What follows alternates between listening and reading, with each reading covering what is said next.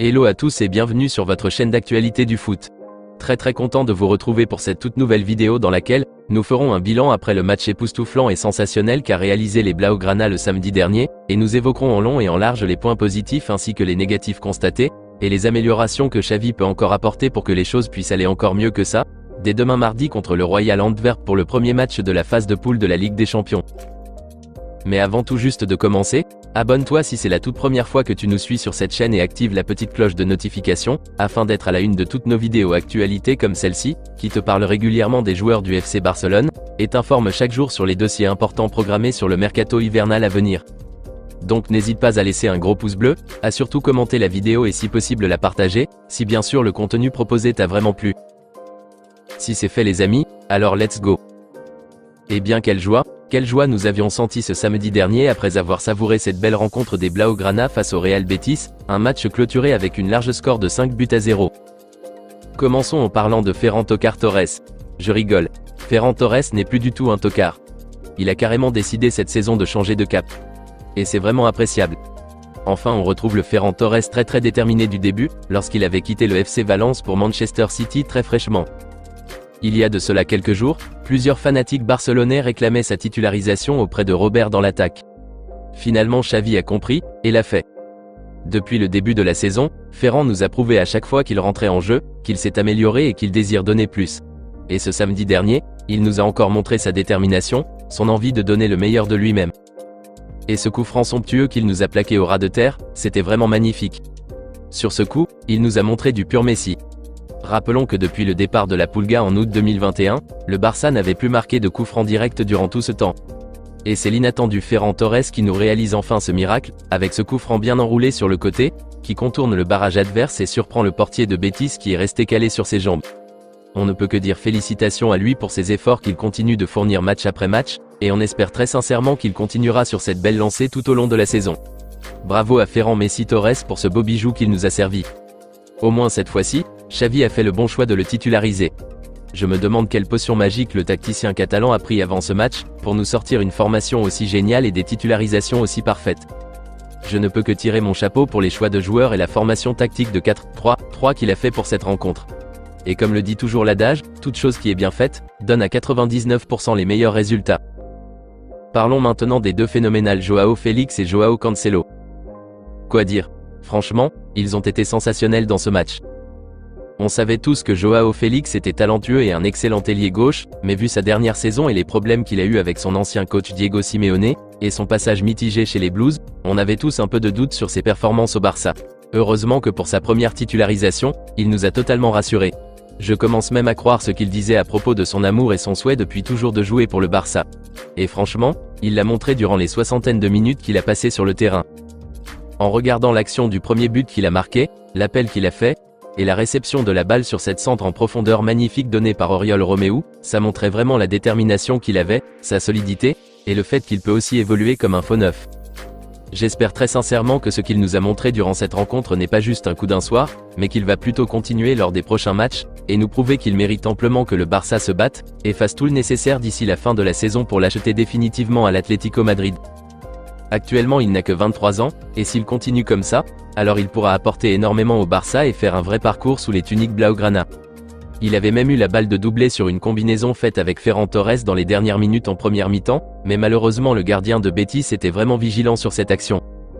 Et il faut préciser qu'il n'est pas encore à 100% de sa forme, car cela s'est fait sentir par une ou deux pertes de balles de sa part, quelques passes moins précises et son ralentissement sur certaines actions rapides qui auraient pu être concrétisées s'il n'avait pas touché le ballon de trop.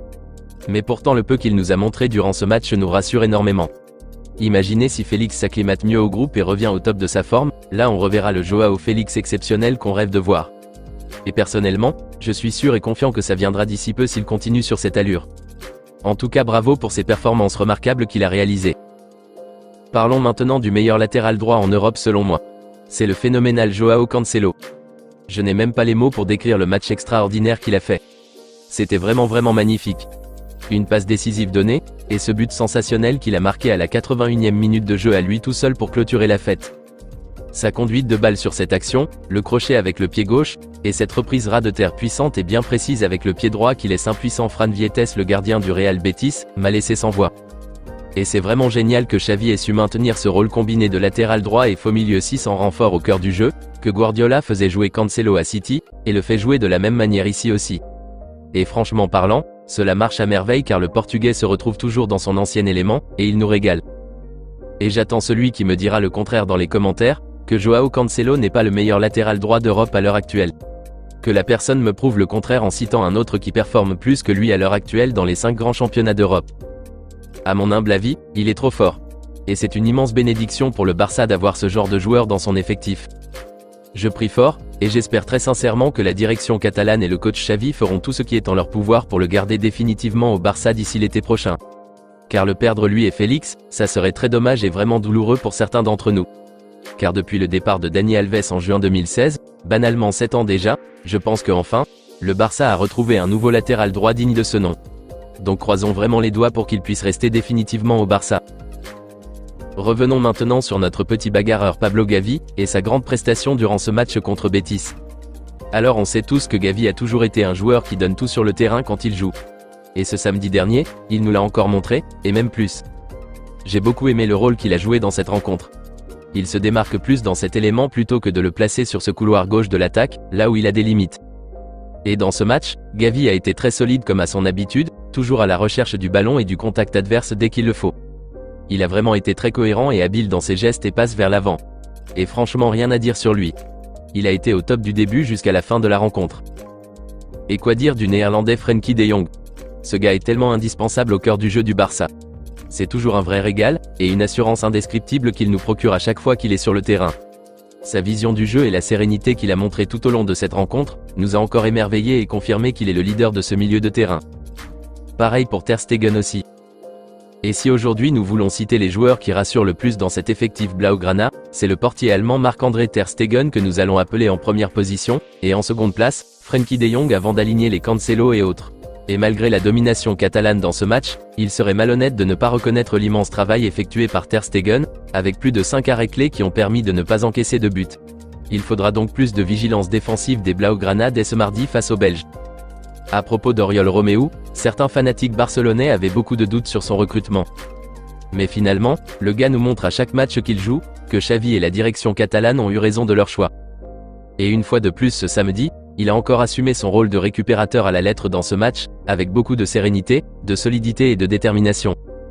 Et franchement, ça fait grave plaisir de voir cette confiance qu'il dégage devant le bloc défensif. Quoi dire même de cette lecture du jeu qu'il a faite et de cette centre en profondeur donnée avec précision à Joao Félix, qui a conduit au premier but. Donc sincèrement, Oriol Romeu mérite sa place dans cet effectif du Barça. Il n'y a plus de doute là-dessus.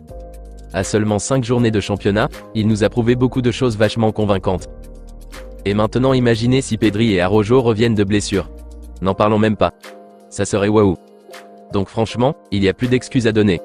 On peut dire avec certitude que l'équipe barcelonaise est au complet, avec des renforts extraordinaires aussi au banc comme il faut. Et la balle est désormais dans le camp de Xavi et de son staff, de nous faire de belles compositions comme celle-ci qu'il nous a fait face à Betis, et je vous assure que la saison sera une vraie dinguerie. Et je pense sincèrement, que si le Barça se gère bien, et continue sur cette lancée, alors ils iront très loin en Ligue des Champions cette saison, et même pourquoi pas la gagner. Car désormais l'équipe Blaugrana est prête et mieux armée pour conquérir la chaîne européenne à mon humble avis.